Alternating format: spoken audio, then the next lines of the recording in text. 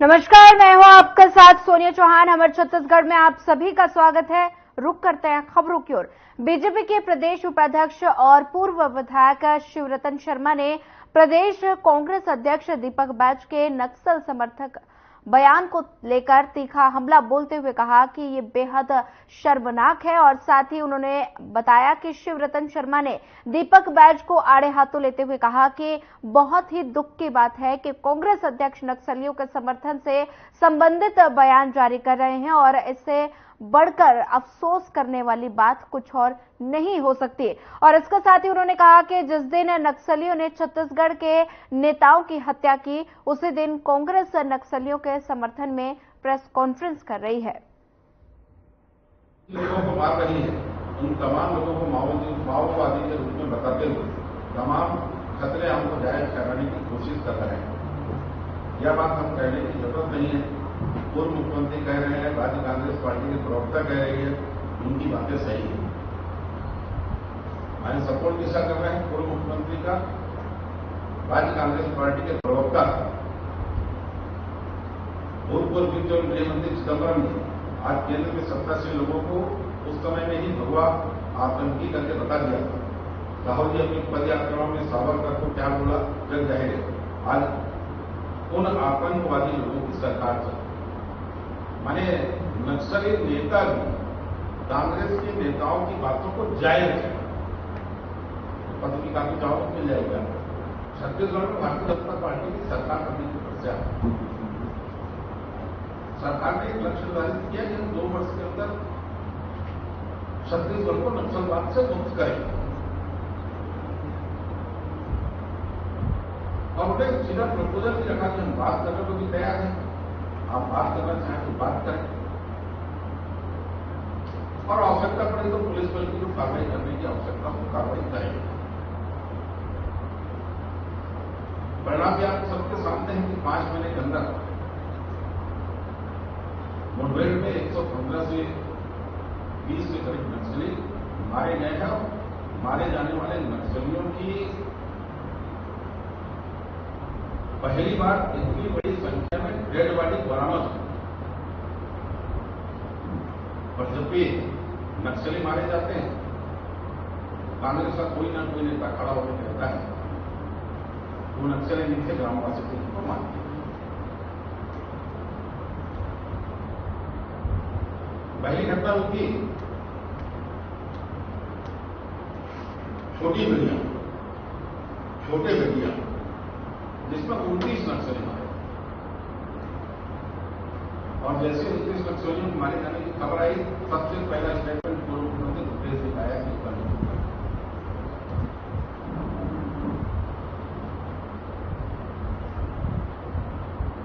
और आज मीडिया की घटना पे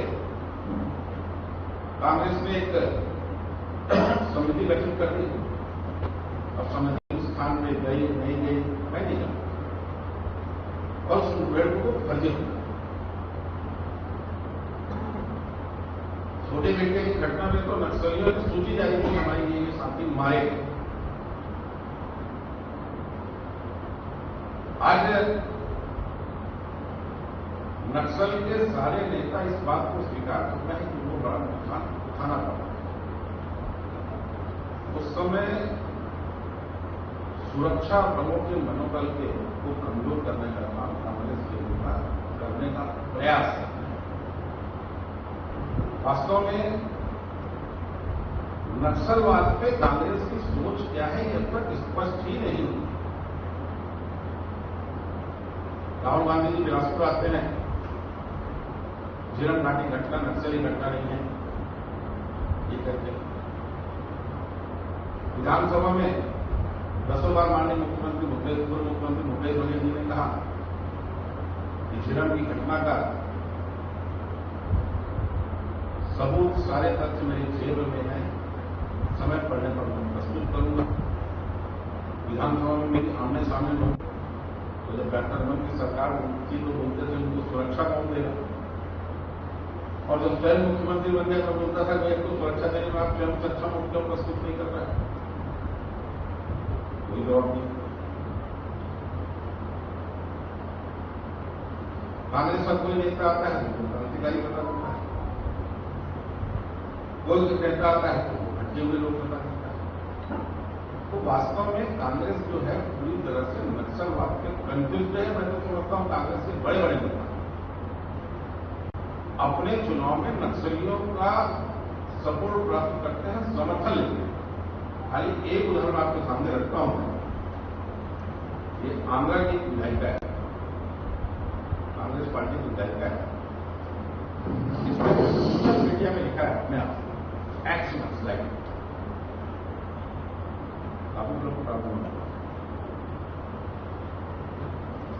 कुछ लोग कंफ्यूज है कांग्रेस के लोग, और कुछ लोग चुनाव के लिए चुनाव के दौरान नक्सलियों से सहयोग प्राप्त करते हैं, इसलिए नक्सलियों के प्रति इनकी भावना साफ रहती है, इनके सपोर्ट में खड़े होते हैं। वास्तव में कांग्रेस में चाहे प्रदेश में हो चाहे देश में सुरक्षा बलों के मनोबल को तोड़ने का काम, पुलवामा की घटना में एयर स्ट्राइक होती है या उन्हीं की घटना के बाद सर्जिकल स्ट्राइक होती है, तो प्रमाण मांगने के लिए पूरा देश समर्थन में खड़ा होता है। प्रमाण मांगने के लिए सिर्फ कांग्रेस के नेता ही सामने आते हैं और कोई दूसरा व्यक्ति प्रमाणित।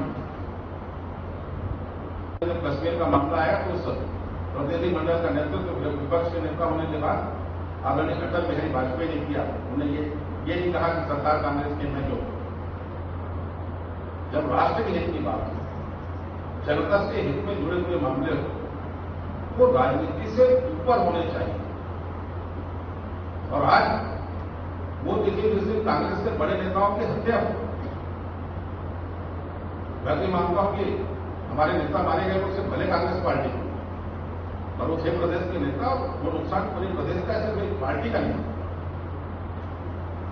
और ऐसे दिन में नक्सलियों के समर्थन पे अगर दीपक बैठ के प्रेस ले रहे हैं, उनका समर्थन कर रहे हैं, इससे दुर्भाग्यजनक स्थिति और कोई नहीं हो। तो ये अगर सफलता मिल रही है तो सफलता के पीछे बड़ा कारण यह है कि 5 महीने के अंदर इंटीरियर के क्षेत्रों में 28 से ज्यादा सुरक्षा बलों के नए कैंप बने, 103 से ज्यादा पुलिया बने, कम्युनिकेशन के लिए 120 से ज्यादा टावर लगे। जहां हम नक्सलवाद के खिलाफ काम कर रहे हैं, वहीं विकास की दृष्टि से भी हमारी सरकार काम कर रही है। और जब नक्सलवादी स्वीकार कर रहे हैं कि हमारे लोग मारे गए हैं, ड्यूटी जारी कर रहे हैं, उसके बाद कांग्रेसी अजीब मुद्दे की बात करते हैं, इससे दुर्भाग्यजनक स्थिति और कुछ भी नहीं हो सकती। मैं निंदा करता हूं और उनसे उम्मीद करता हूं कि भविष्य में वो सरकार के साथ नक्सलवादी समाज के लिए खड़े। शर्मा जी, मेरा एक प्रश्न है आपसे। विस्फोट की उसमें कुछ लोग मारे गए हैं, जैसा कि मैंने कहा 25 मई की तिथि 11 वर्ष पूर्व 25 मई को ही श्रीराम की घटना घटी हुई थी, जिसमें हमारे प्रदेश के मुख्य राजनेता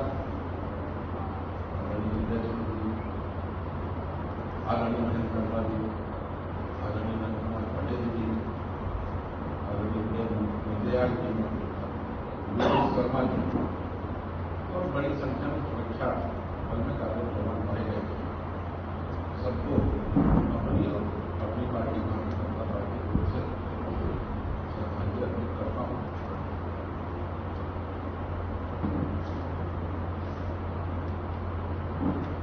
पच्चीस साल पूर्व दुर्भाग्यजनक घटना, 11 साल पूर्व दुर्भाग्यजनक घटना घटी थी, और आज मुझे ये कहते हुए बड़ा दुख हो रहा है कि कांग्रेस के पीसीसी चीफ दीपक बैठ जिस तिथि पे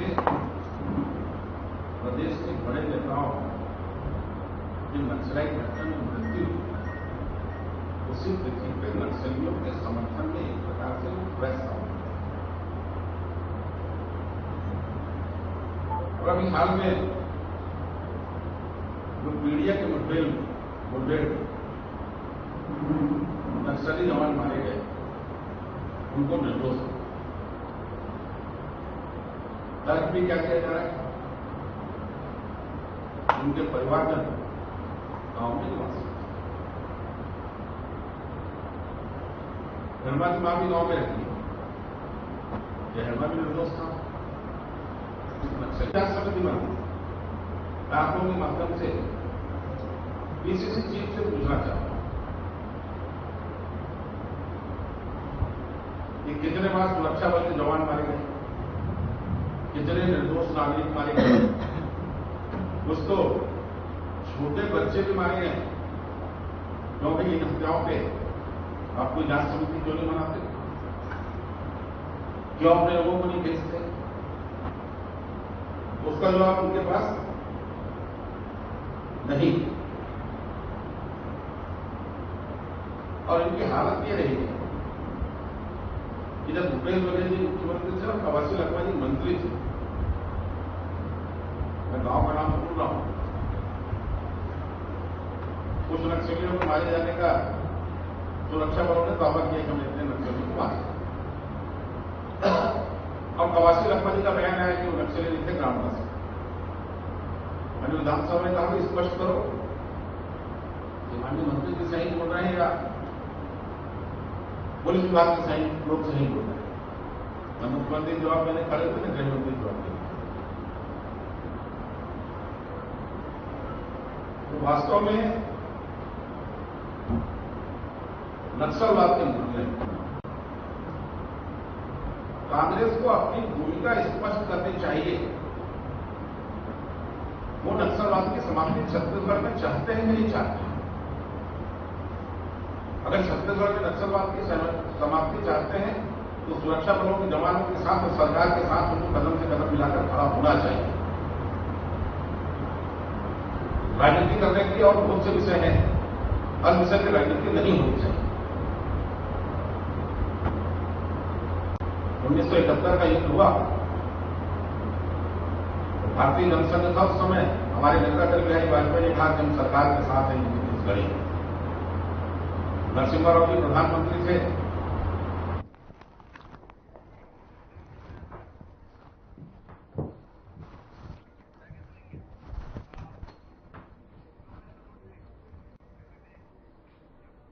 बेमेतरा पिरदा गांव में उस वक्त अफरा तफरी का माहौल बन गया जब एक कंपनी में ब्लास्ट हो गया और इस ब्लास्ट में एक की मौत की पुष्टि हुई, जिसके कई लोग जिसमें गंभीर रूप से घायल बताए जा रहे हैं। देखिए हमारी ये खास रिपोर्ट।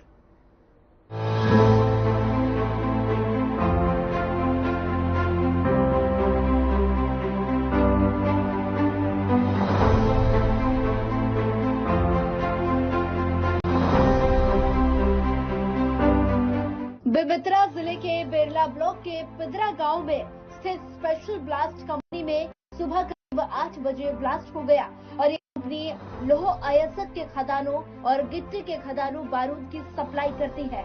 हादसे में कुछ लोगों के हताहत होने की भी खबर आई। ये कर्मचारी 3 अलग अलग गाँव के ही रहने वाले हैं। मौके पर कवरेज करने पहुंचे मीडिया के लोगों को पुलिस ने गेट के बाहर ही रोक दिया। वहीं सूत्रों के हवाले से मिले वीडियो में फैक्ट्री के अंदर के दृश्य बेहद दर्दनाक हैं। बताया जा रहा है कि आसपास 3 गांव के ग्रामीण कंपनी में काम कर रहे थे।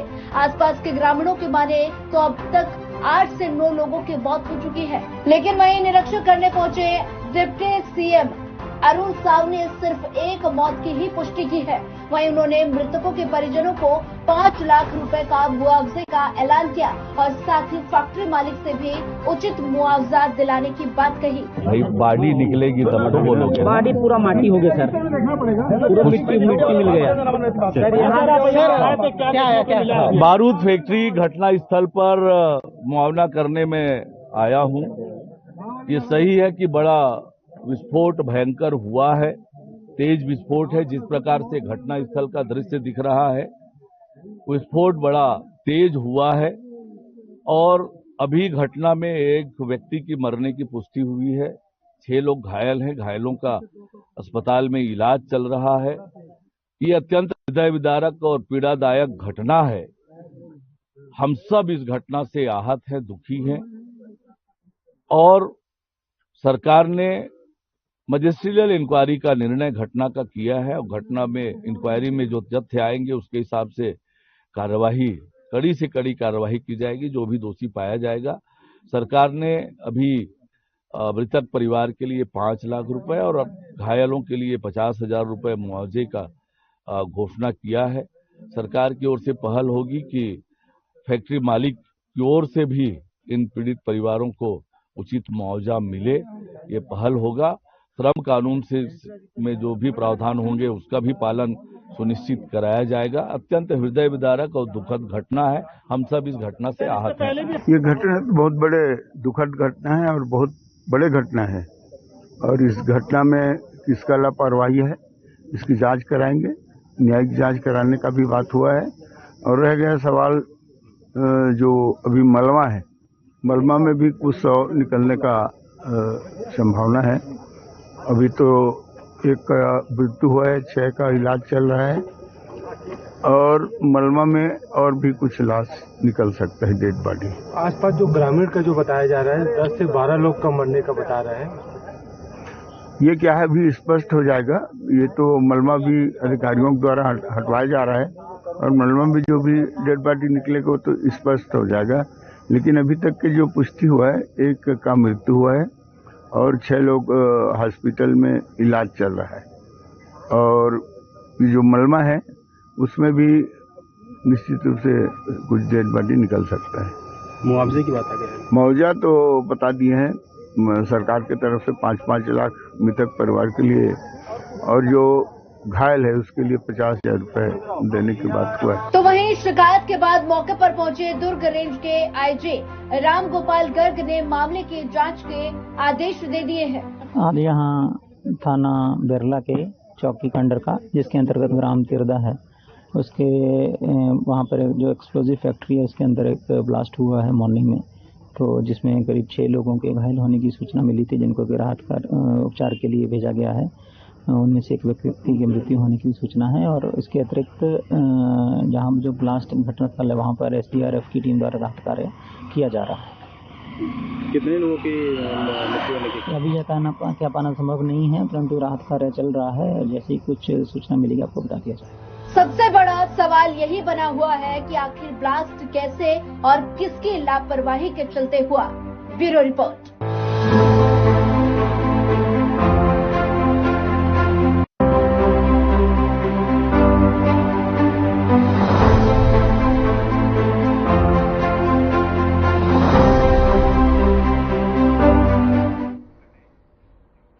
सकते में करोड़ों के लागत से बन रहे स्पोर्ट्स कॉम्प्लेक्स को लेकर बीजेपी नेता अभिषेक शर्मा ने निर्माण की गुणवत्ता को लेकर सवाल खड़ा कर दिया। बीजेपी नेता का कहना है कि सकते के बुधवारी बाजार में बन रहे स्पोर्ट्स कॉम्प्लेक्स के गुणवत्ताहीन है और साथ ही जिसकी जरा सी आंधी ने पोल खोलकर रख दी है। और साथ ही बता दें कि 7 मई की आई जरा सी आंधी ने निर्माणाधीन भवन की छत उड़ा दी है। और साथ ही इसी को लेकर बीजेपी नेता अभिषेक शर्मा ने कहा कि इससे साफ अंदाजा लगा सकते हैं कि कार्य कितना गुणवत्ता युक्त है।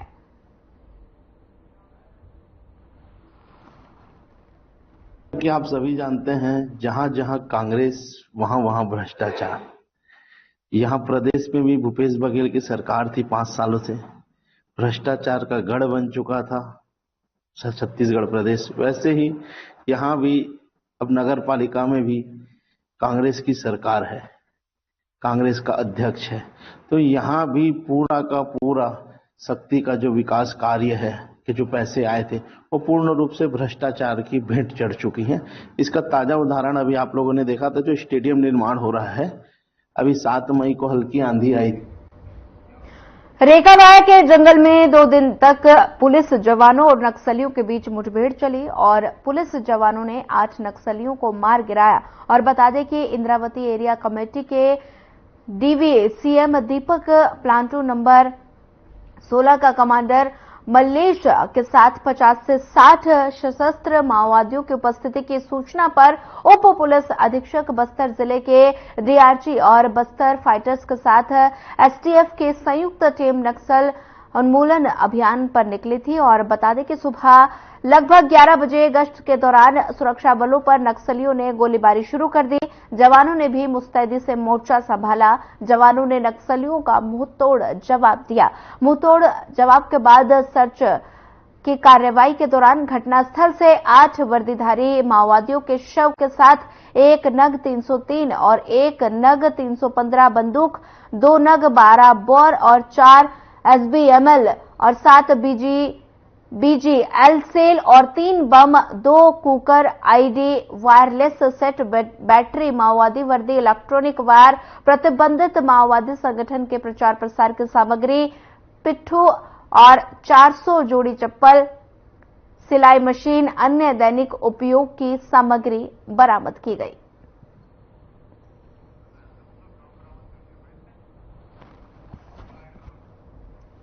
दंतेवाड़ा जिले के बॉर्डर में अबूझमाड़ के क्षेत्र में जो है माड़ डिवीजन के और पूर्वी बस्तर डिवीजन के अंतर्गत काम करने वाले जो है Indravati LOS, Indravati area committee, Orchha LOS के नक्सलियों की जमावड़ा की सूचना जो लगातार हम लोगों को विभिन्न माध्यमों से प्राप्त हो रहा था, उसी को ध्यान में रखते हुए 3 जिले का नारायणपुर, दंतेवाड़ा और जगदलपुर जिले का डीआरजी और हमारे जो स्टेट का जो है कमांडो फोर्स एसटीएफ को मिलाकर जो है एक ऑपरेशन लॉन्च किया गया था, जिसका नाम जल शक्ति रखा गया था। उसी के तहत जो है पिछले 72 घंटे से नक्सलियों के खिलाफ अबूझमाड़ में एक अभियान चल रहा था। और कल यानी बीते हुए कल जो 23 तारीख को सुबह से जो तीनों जिले के जो सीमावर्ती एरिया है, जो अबूझमाड़ का पूरा अत्यंत घने जंगल और पहाड़ी एरिया है, वहां पर जो है नक्सलियों के साथ इनकाउंटर शुरू हुआ। और सुबह लगभग जो है 8:30 से शुरू हुआ और कई बार मतलब उनके साथ इनकाउंटर हुआ और ये लगभग जो 5:30-6 बजे तक चला। और उस अनुसार जो है कल टोटल फिर जैसे ही मतलब जो इनकाउंटर होने के बाद सर्चिंग अभियान चलाया गया, तो उसमें टोटल 7 डेड बॉडी जो है माओवादियों का जो है इनकाउंटर में मारे हुए माओवादियों का 100 बरामद हुआ। साथ में जो है एक 303, 2 315 बोर, 1 12 बोर और 4 जो है भरमार बंदूक जो है बरामद हुआ। साथ में जो है कई आप देख रहे होंगे वहां पर जो है गोला बारूद जो है आपके टिफिन बम है, कुकर बम है, बहुत सारे जो है गोला बारूद है, उनकी जो वर्दी है, पिट्ठू है और बहुत सारे अन्य उपयोगी सामान जो बरामद हुआ है। सर्चिंग करने के बाद रास्ते में जो है एक टीम के साथ फिर एम्बुश की कार्रवाई नक्सलियों के द्वारा किया गया।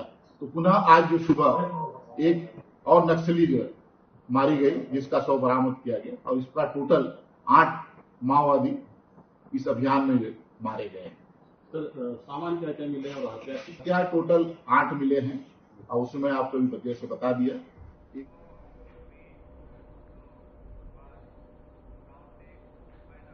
फिलहाल इस बुलेटिन में इतना ही। ज्यादा खबरों के लिए बने रहिए हमारे साथ। नमस्कार।